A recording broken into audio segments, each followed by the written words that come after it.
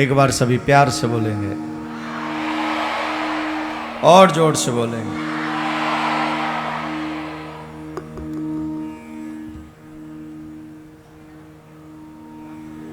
भगवान ने बड़ी कृपा करके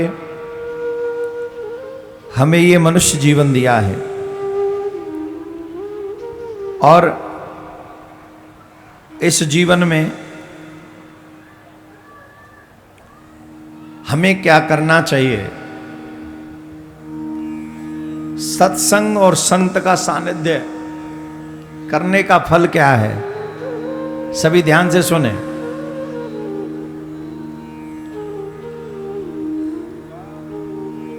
संतों का कभी भी अपना कुछ नहीं होता। संत किसी भी वस्तु को अपना नहीं कहते। जो भी संतों के पास होता है संत उसे भगवान का ही कहते हैं। तो संतों का बनने का लाभ क्या है, हम भगवान के क्यों बने, उसके पीछे यह है। हम संतों के क्यों बने, इसके पीछे का कारण यह है कि जब हम संतों के बन जाएंगे, हम भक्तों के बन जाएंगे, हम भगवत भक्तों के बन जाएंगे तो एक बहुत बड़ा बेनिफिट होगा। और वो बेनिफिट क्या है कि जैसे ही हम संतों के बनेंगे, संतों का अपना कुछ नहीं होता, सब भगवान का ही होता है। जैसे ही हम संतों के बने तो संतों के बनते ही हम भगवान के बन जाएंगे और फिर भगवान हमें स्वीकार कर लेंगे। और जीवन तो इसीलिए बना। अब डायरेक्ट बनने जाए भगवान के तो पता नहीं कितना जन्म लग जाए, कितना समय लग जाए। और जब हम संतों के भक्तों के उनके बनना तो आसान है। हम गए, हमने उनके चरणों में सर झुकाया, उनके चरणों में सर झुकाकर कह दिया कि आज से हम आपकी शरणागत हैं। वो आपको अपना कह दें बस एक बार, इतने में ही भगवान आपको सहज स्वीकार कर लेगा, इतने में ही स्वीकार कर लेगा। क्या बोलना पड़ेगा? ऐसे नहीं, धीरे वाला सिस्टम नहीं, और जोर से। इसलिए हमको भगवान का बन जाना चाहिए, हमको गोविंद का बन जाना चाहिए। संतों का बन जाओ, संतों के बन गए तो भगवान के बन ही जाओगे। हम तो कहते हैं अपने गुरु के बन जाओ। बहुत सरल है। अब यहां सारे हमारे चेला नहीं बैठे हैं, अन्य गुरुओं के भी चेला यहां पर कथा सुन रहे हैं। तो हमें अपने गुरु के बताए हुए मार्ग पर चलकर सच्ची निष्ठा के साथ जब गुरु के बन जाएंगे तो गोविंद सहज स्वीकार कर लेगा। और जीवन में तो यही भ्रांतियां बनी रहती हैं, हम हैं किसके, हम किसी के भी बन नहीं पाते हैं ढंग से, तो फिर गड़बड़ हो जाती है। विश्वास नहीं है ना, पूरा अविश्वास है। अविश्वास की नाव में जब जब सवार होगे तो डूबने का डर बना रहेगा, और जब विश्वास की नाव में सवार हो जाओगे तो तुम डूब नहीं पाओगे, तुम पार हो जाओगे, तुम भव से पार हो जाओगे।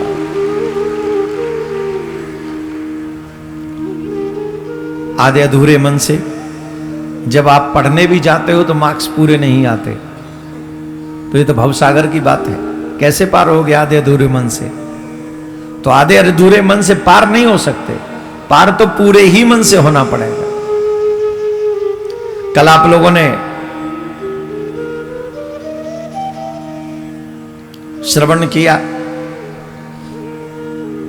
ध्रुव जी महाराज का चरित्र। भगवान की भक्ति की कोई उम्र नहीं होती। जिस उम्र में तुम्हें यह समझ में आ जाए कि मैं भगवान का हूं और भगवान को पाए बगैर मेरा कल्याण नहीं होगा, उसी उम्र से तुम्हें भगवान की भक्ति करने में कोई बहुत बड़ी बात नहीं है। भक्ति करने के लिए तुम्हें संसार नहीं छोड़ना है। संसार में रहते हुए, संसार में जीते हुए, संसारिक जिम्मेदारियों का निर्वहन करते हुए भगवान का भजन करना है, पूजन करना है, बस हो गई भक्ति। और संसार का पालन करने में कुभाव न हो, कुविचार न हो, दुर्व्यवहार न हो, किसी के अनहित न हो किसी का। आजकल हम लोग दूसरों का अनहित करके भी अपना जीवन भला करना चाहते हैं, ये संभव नहीं है, हो ही नहीं सकता। आप किसी का बुरा कर रहे हो आज, कल वो लौट के आपका बुरा होगा ही। एक कहानी याद आ रही है, पहले एक कहानी सुन लो, बहुत मर्म की कहानी है। हमारे रिश्तेदार, हमारे मित्र, हमारे संतान, ये हमें कैसे मिलती है? हमारे ही कर्मों का लेखा जोखा इन सब में।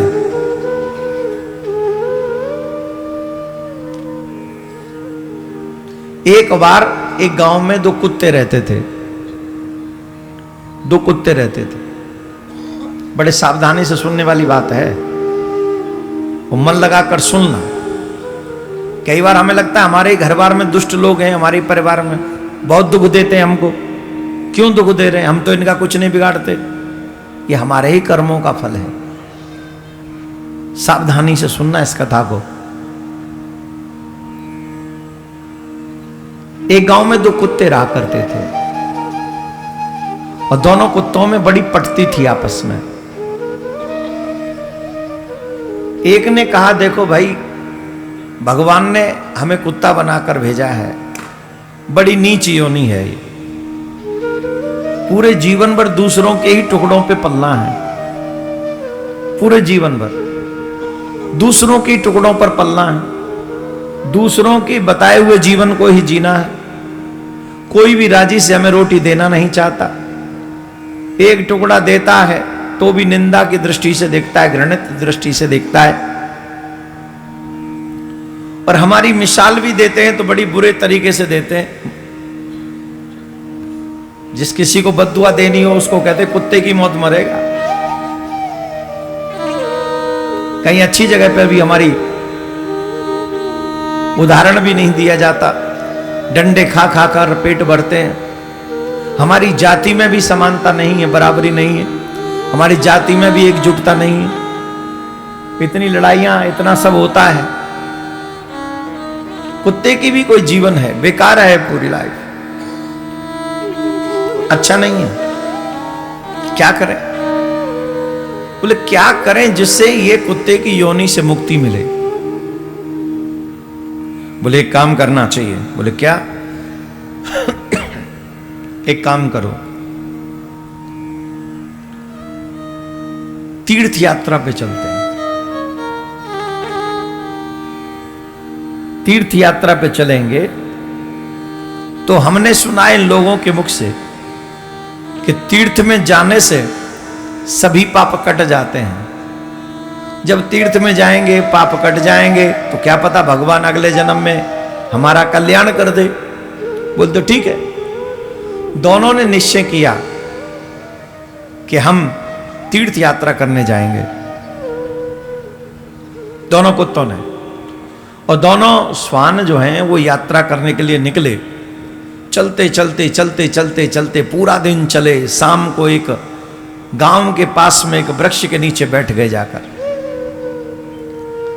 अब वृक्ष के नीचे बैठे, पूरा दिन तो कुछ खाने को मिला नहीं था और मनुष्य जैसी उनमें भावना नहीं थी कि गांठ मार के पोटली बना के ले चलें कुछ बना के खाने के लिए। वो तो ऐसे ही चलते हैं, जहां मिल जाएगा वहीं खाएंगे। तो एक पेड़ के नीचे बैठे हुए थे, पेट में चूहे कूद रहे थे। एक ने कहा बड़ी जोर से भूख लग रही है, क्या करें? बोले यहां तो कुछ खाने को है नहीं। सामने ही गन्ने का खेत था, उस गन्ने के खेत में तमाम चूहे उछल रहे थे। एक बोला देखो भगवान ने भोजन भेज दिया। बोले क्या भेज दिया? बोले देखो सामने गन्ने के खेत में तमाम चूहे हैं, चलो थोड़ा सा नाश्ता कर ले, खा लेते दो चारों को। तो जो उनमें सीनियर था उसने कहा अरे पागल हो तुम, तीर्थ करने जा रहे हो और फिर भी पाप करोगे। इतना ज्ञान तो कुत्तों में भी आ गया। और हम लोग तीर्थ करने जाते हैं, कुछ भी खाते रास्ते में, कुछ भी। कुत्ते ने कहा, उसने बड़े जो समझ उससे सीनियर था, कि हम तीर्थ करने जा रहे हैं और फिर भी चूहा मारेंगे, फिर भी हिंसा करेंगे ना, ये ठीक नहीं। अरे हिंसा की बात तो तुम्हारे जिब्या पे आनी नहीं चाहिए, तुम्हारे चित्त में नहीं आनी चाहिए, छोड़ दो उसे। राम राम राम राम राम, बहुत गलत। अरे तो बोले क्या करें, भूखे मर जाएं, तीर्थ करेंगे कैसे, भूखे रहेंगे? तो बोले नहीं, हम दोनों गांव में चलते हैं, गांव में चलते हैं, जो मिल जाएगा गांव में उसी से पेट भरेंगे, और नहीं तो व्रत समझे। और याद रखना, जब भी भोजन मिल जाए उसके बाद आना इसी पेड़ के नीचे, दोनों इसी पेड़ के नीचे मिलेंगे। बोल ठीक। दोनों श्वान गांव में भोजन की प्राप्ति के लिए, क्षुधा की शांति के लिए चले, और जब दोनों पहुंचे तो वो जो सीनियर था ना, उसको एक ब्राह्मण का घर मिला। उस दिन अमावस रही तो ब्राह्मणी ने बड़ी सुंदर सुंदर रसोई बनाई थी, हलवा, पूड़ी, जलेबी आदि जो भी बनता है घरों में, अच्छा सा बनाया था। तो उसने थाली लगाई, भगवान को भोग लगाया, पंडित जी को दिया, क्या भोजन करो। और भोजन पंडित जी के आगे रखा तो पंडित जी भी नेत्र बंद करके भगवान का स्मरण करने लगे। तुदीय वस्तु गोविंद तुभ्यमेव समर्पित, हे प्रभु आप पधारो और आप भोग लगाओ, आप भोग लगाओ, ये पंडित जी ने कहा। तो नेत्र बंद थे, उसी समय श्वान को मौका मिला और श्वान ने वहां से 2 पूड़ी उठाई और पंडित जी के बगल में जाके बैठ गया और खाने लगा। पंडित जी ने नेत्र खोले तो देखा कि श्वान का मुख भोजन में लग चुका है। तो वो खड़े हुए और पंडितानी को कहा, पंडितानी इस भोजन की थाली में श्वान ने मुख लगा दिया है, हमको लगता है ये श्वान के लिए भगवान ने भोजन बनाया है, तुम दे दो, ये श्वान के आगे रख दो, सारा भोजन श्वान कर लेगा, श्वान करेगा। पंडितानी को बुरा लगा, प्राणनाथ ने हलवा नहीं खाया, खीर नहीं खाई, पूड़ी नहीं खाई, पर मन में यह संतोष रहा कि कोई ना कोई जीव तो खाएगा ही। तो ब्राह्मणी ने वो सारा का सारा भोजन उस श्वान के आगे रख दिया और श्वान ने पेट भर के खाया और उन ब्राह्मणी को खूब सारा आशीर्वाद दिया। वहां से वापस चला गया, खा के पेट भर के, लेके कुछ नहीं गया, पेट भरा और चला। दूसरा जो श्वान था जिसकी नजर चूहों पे थी, वो दूसरे कहीं गांव में गया तो एक सेठ के यहां पर वो पहुंच गया और सेठ उस समय भोजन कर रहा था। तो वो ऐसे ही रोटी लेके भागा वहां से उसकी, और रोटी लेके भागा तो उसने कहा, अरे मेरी भोजन की थाली झूठी कर दी इसने। तो सेठ को आया गुस्सा, उठाई लाठी, वो वहीं बगल में बैठ के खा रहा था, लाठी उठाई और बड़ी जोर से कुत्ते की पीठ पे मारी, इतनी जोर से मारी कि उसका पीछे का धड़ काम करना ही बंद कर दिया, बीच में से हड्डी टूट गई उसकी। चीखम, बहुत चिल्लाया, बहुत रोया, अब तो चला भी नहीं जा रहा उससे।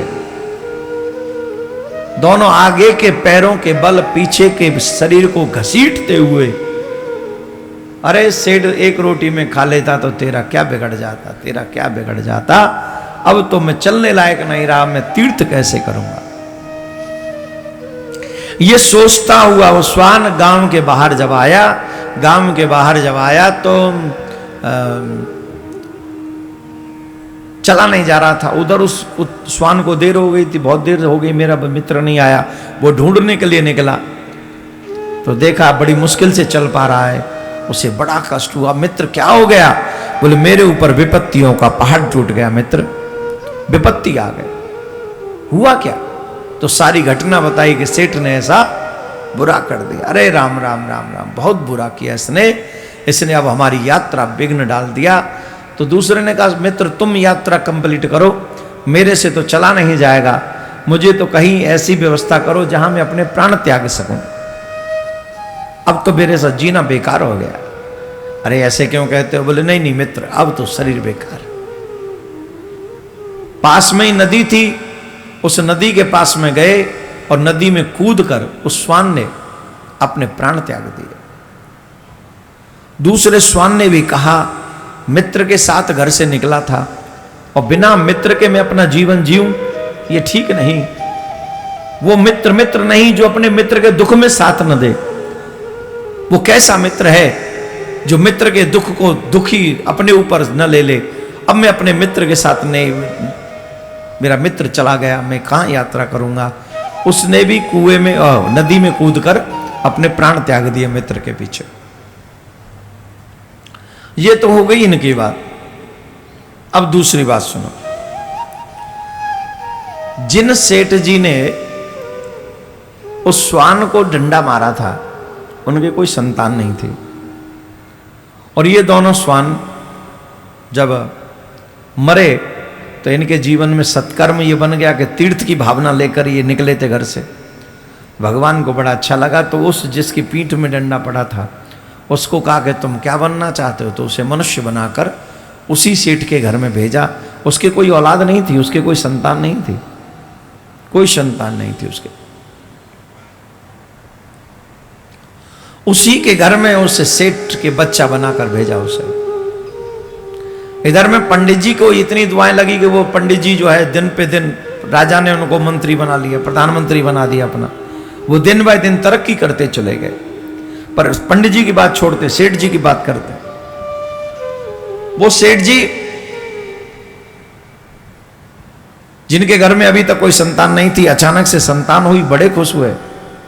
इतने खुश हुए, खूब बांटा बूटी करी, बधाई बधाई।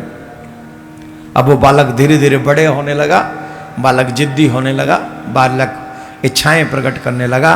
बालक अपनी अपनी इच्छाएं रखता और पिता खुशी खुशी वो उनकी इच्छा पूरी करता।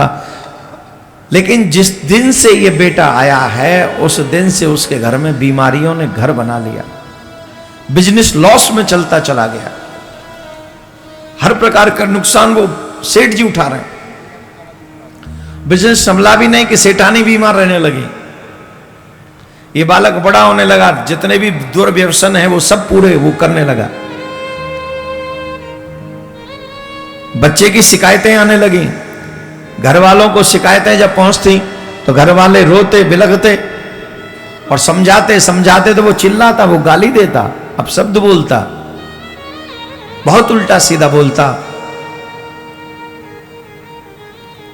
एक दिन अपने पिता से पैसा मांगने के लिए गया और पिता से जब पैसा मांगा, पिता ने मना किया। अपनी मेहनत किया करो, कुछ कमाया करो, जवान हो रहे हो, उल्टा सीधा बोल दिया पिता ने। इसने लठ उठाया और लठ उठाकर अपने पिता की धुनाई करी और उसने भी रीढ़ की हड्डी पर वार किया और उसकी हड्डी टूट गई, रीढ़ की हड्डी टूट गई। ये हालत कर दी कि अब वो पैरों के बल नहीं चल सकता। अब बिस्तर पे पड़े पड़े अपनी पत्नी से कहता है, अरे देवी, इससे तो मैं पहले ही अच्छा था जब मेरे घर में कोई संतान नहीं थी।